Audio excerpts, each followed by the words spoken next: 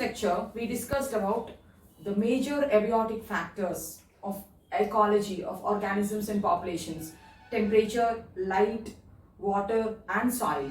Now, in today's session, let us discuss what are the responses of the organisms to these abiotic factors. Okay, so our today's topic is responses of organisms to abiotic factor.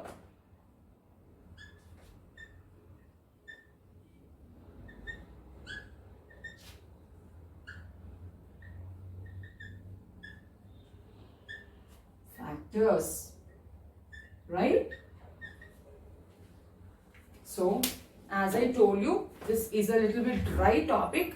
So, in order to gain confidence, we need to be more familiar. We need to get into the topic and understand it in a little more better manner, so that we can avoid making mistakes in the NEET examination. Because in NEET examination, assertion reason questions will be there, statement based questions will be there. If we have to avoid making mistakes, means we should be clear with the sentences of these concepts. Now, when we start our class today, it's responses of the organisms to the abiotic factors. We know that abiotic conditions of many habitats keep changing. The abiotic conditions in many habitats vary. The abiotic conditions keep changing in time. With the time, abiotic factors change. Now the point what comes into our mind is, if the abiotic factors are changing, now how are the organisms able to cope up or withstand such stressful condition is the question. The question here is, how do organisms they are able to cope up or withstand such stressful conditions is a question. Now we have to answer this question. We are telling that in various habitats, according to the time, the factors will change, but the organisms, how are they able to cope up to these stressful conditions? Means the answer is, evolution of life is not few years old. So since the time of existence of the organisms, which have taken millions of years, the organisms have adapted certain strategies to maintain constant internal conditions irrespective of the external environmental changes. So that means we can tell that over millions of years of existence, not all the organisms, but some organisms can tolerate, right? So we can write, over millions of years of existence, they are existing in these habitats from millions of years.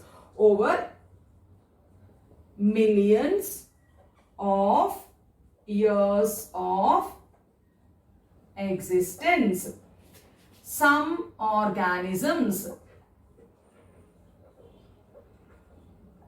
have evolved. The organisms have evolved. What did they evolve? The organisms have evolved relative constant internal conditions. They have evolved relative constant internal conditions that will permit relative constant internal conditions that will permit to perform. See, I told you statement based questions are there, so we need to look into the exact statements of the NCERT. So that is what I am trying to explain it. First, I told response to abiotic factors keep changing with the time. Then organisms are there in that abiotic conditions only. Then how are the organisms able to tolerate that? Then we are telling that over millions of years of their evolution, the organisms, not all organisms, some organisms have evolved certain to control their internal conditions so that they can perform biochemical reactions and physiological functions at a normal rate. They can perform what functions they are doing. They can do their biochemical reactions. They can do their biochemical reactions and physiological functions at normal rate. It is not affecting them. And they are maintaining their efficiency. They are maintaining their efficiency. By performing this, they are maintaining their efficiency, and thus they are enhancing the overall fitness of the species. So they are maintaining their normal rates and they are enhancing the overall fitness of the species.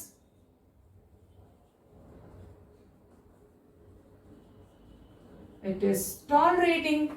So it is overall enhancing the fitness. It's not going to endangered or threatened or extinct condition. Okay. So we are telling that it is able to maintain constancy. Now what is constancy? Constancy means it's in the terms of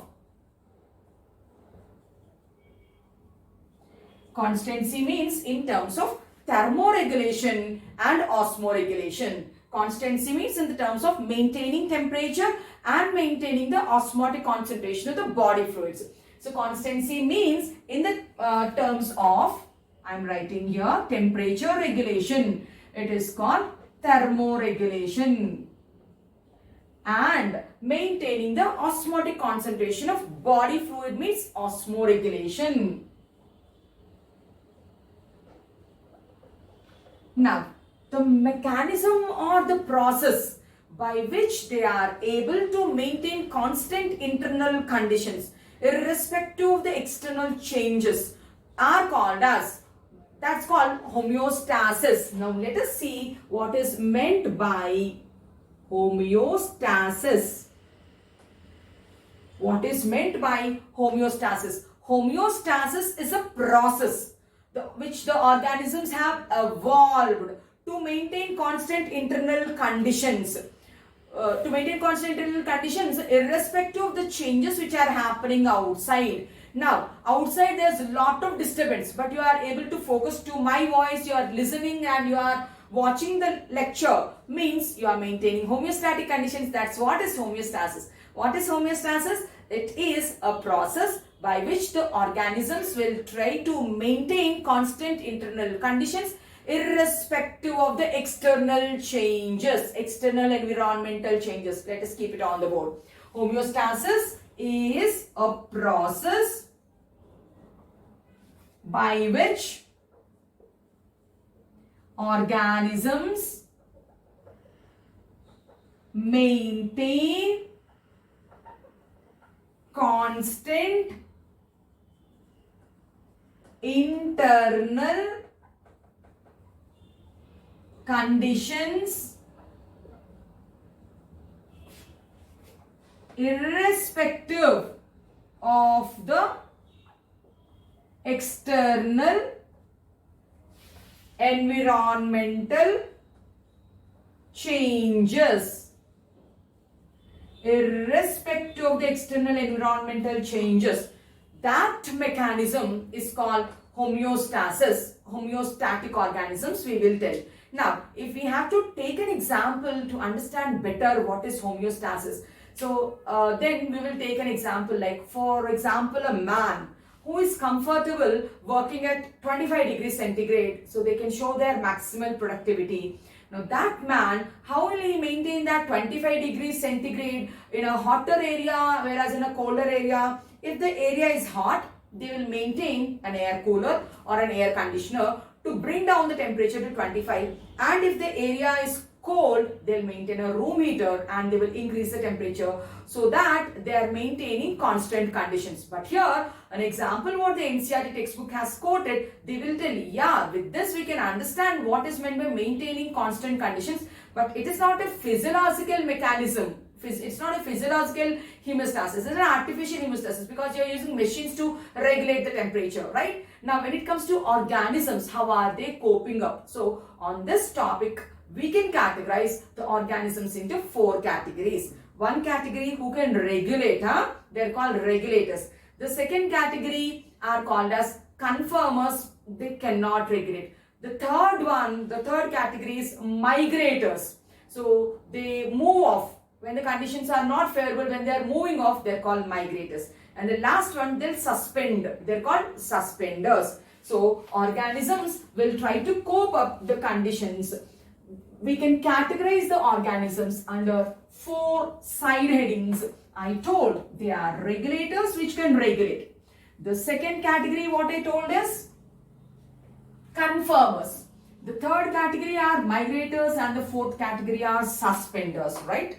Now, to understand this, we can see the picture also in NCERT in page number 223. In NCERT in page number 223, the figure 13.3. So we have a figure. Let's try to draw that to understand. So we should take internal conditions. We are taking internal conditions on y-axis and external levels on x-axis. So this is external levels. And here on y-axis we will take internal levels.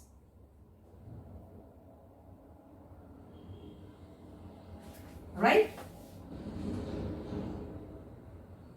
Now, if they are the organisms, if the external levels are increasing, if the internal levels are also increasing, we'll see that if the external levels are increasing and the internal levels are also increasing, that means they are not able to maintain constancy, right? So then the graph will grow like this. External levels are increasing, internal levels are also increasing. Then the graph will go like this. And what are such type of organisms are called? Conformers. What are they called? Majority of the organisms, 99% of all animals, 99% of animals and nearly all plants belong to this category, conformers. Okay. Now, next one, if we see external conditions are increasing, but their conditions are constant.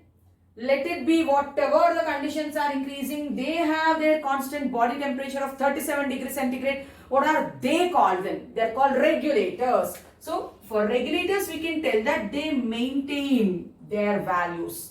They maintain this value all throughout. Let the external values change. What are they called then? I told they are called regulators. Correct. So, these are regulators. 99% animals they come under conformers, means very less. Only some animals come under regulators. We will list down the examples when we see this particular topic in detail. Now, the other one is they are called as partial regulators. Now, let us see. What are partial regulators? Partial regulators means when the external levels are increasing, then their temperature also will increase. Their temperature or their osmotic concentration will increase till an ambient temperature, till an ambient osmotic conditions. Beyond that, if the external levels are increasing, they will try to maintain, they will not change. So, till a particular level, they will increase. Till a particular level, if the external values are increasing, then the internal levels also will increase. But after reaching a particular level of ambient temperature, ambient concentration, if the external levels are still increasing, they will maintain. Now that is called as, what are this category called? It's called partial regulator. It is called partial regulators. Now, if you want to see the examples of partial regulators, ground squirrel and shrews are the examples of partial regulators. Ground squirrel and shrews are the examples of partial regulators. So, this is a picture. We have taken it from NCERT, page number 223, the figure 13.3, which talks about the categories of organisms, what are conformers, what are regulators, what are partial regulators. You can see here, conformers are unable to maintain constant internal conditions when the external conditions are increasing, internal conditions are also increasing. Regulators, whatever be the external conditions, they maintain their constant conditions, they are called regulators. Partial regulators, to a particular level when the external conditions are increasing, they will also increase. After that, even if the temperature increases, they will be constant. then that's called partial regulator. I gave examples here. Now, we will see one by one in detail. We will start with the first one, which is called regulator, right?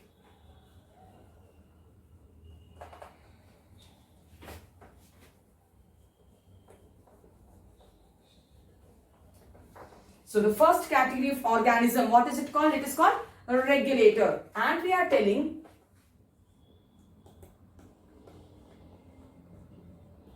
regulators.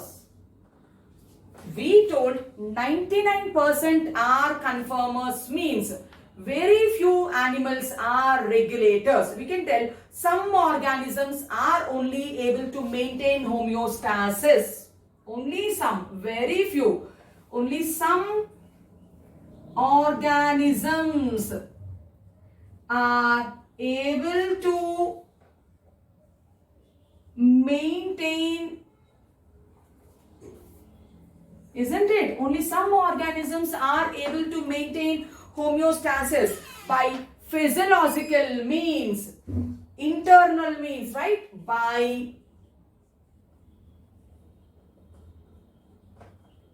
physiological means. Internal means is called physiological means. Basking under the sun, hiding under the shade is called behavioral means. Majorly, Amma, it is by physiological means, internal means, systems means. Sometimes by behavioral means also. I am writing that also. Sometimes by behavioral means, mainly by physiological means. So we are talking about regulators, and we are telling regulators are those organisms, only few organisms which can able to maintain constant homeostatic conditions. By physiological means they will maintain, which ensures constant temperature and constant osmotic concentration, which ensures constant internal temperature. Means constant internal temperature means they are thermoregulators, or we can tell thermoregulation they are doing. And constant osmotic concentration also, right? Constant osmotic concentration, which are called regulators.